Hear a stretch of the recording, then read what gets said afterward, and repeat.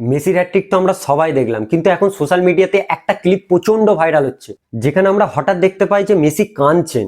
Messi যখন তার প্রথম গোলটি করেন, ডিবক্সের বাইরে থেকে যে ব্যাঙ্গার গোলটি করেন, তারপর আমরা দেখি মেসিকে একটা সেলিব্রেশন করতে। তারপরে একটা ছোট্ট ক্লিপ আমাদেরকে দেখায় যেখানে আর কি মেসি কাঁদছে, আর সেটি দেখে গোটা মেসি ভক্ত এবং গোটা বিশ্ব ইমোশনাল হয়ে গিয়েছিল। এবং তারপর থেকে সোশ্যাল মিডিয়াতে ঝড় উঠে গিয়েছিল যে সেই কারণটা জানার, যে মেসি কেন হঠাৎ করে কেঁদে ফেললো। অনেকজনের কাছে অনেক কিছু অনেকজন মনে করেছেন। কেউ ভেবেছেন মেসির হয়তো এটা শেষ বিশ্বকাপ, তাই জন্যই তার প্রথম গোল করে তিনি কেঁদে ফেলেছেন। এবং অনেক ভক্তরা এটাও ভেবেছেন যে অ্যান্টোনেলার সাথে কিছু হলো নাকি, বা তার 3 ছেলের সাথে কিছু হলো নাকি। এরপর সেই ভক্তরা কি করে, অ্যান্টোনেলার ইনস্টাগ্রাম আইডিতে যায়, আইডিতে যে আর কি তারা দেখে যে মেসি রিলেটেড, মেসির সাথে তার কোনো পোস্ট আছে নাকি, বা সে যে সেই দিনের ম্যাচটা আর কি মেসি খেললো সে কি কোনো পোস্ট করেছে নাকি।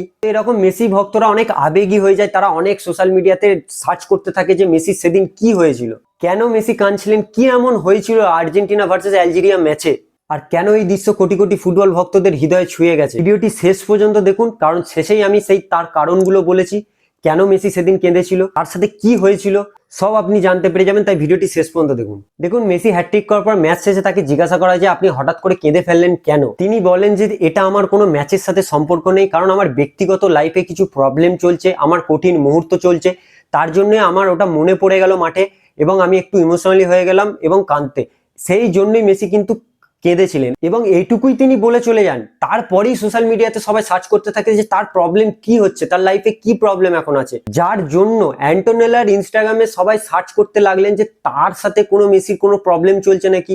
এবং সেটি দেখে অ্যান্টোনেলা একটি পোস্টও করেন, স্টোরি দেন, এবং তিনি সেই স্টোরিতে লেখেন আর কি যে এই ম্যাচ দেখে আমারও খুব ভালো লেগেছে, আমাদেরও খুব ভালো লেগেছে, এবং তার ফ্যামিলি কিন্তু স্টেডিয়ামে গিয়েছিল, মেসির ম্যাচ উপভোগ করেছিল এবং মেসিকে সাপোর্ট করেছিল, এবং সেই ফটো আর কি ইনস্টাগ্রামে সে পোস্টও করে। সেখান থেকে অনেক ফুটবল ভক্তরা মনে করেন যে না, এটা কোনো ব্যক্তিগত প্রবলেম নয় বা ফ্যামিলি প্রবলেম নয়, হয়তো এর পরও অন্য কিছু প্রবলেম তার মধ্যে আসছে বা আছে, সেটা জানার জন্য আরো ভক্তদের কিউরিসিটি জাগে। রিপোর্টস অনুযায়ী জানা যায় মেসির ফাদার আর কি তার একটু হেলথ ইস্যু আছে, তার একটু শরীর খারাপ, তাকে নিয়ে মেসি একটু চিন্তায় আছে, সেই জন্যই মেসি আর কি একটু ইমোশনালি হয়ে গেছিল, কেঁদে ফেলেছিল।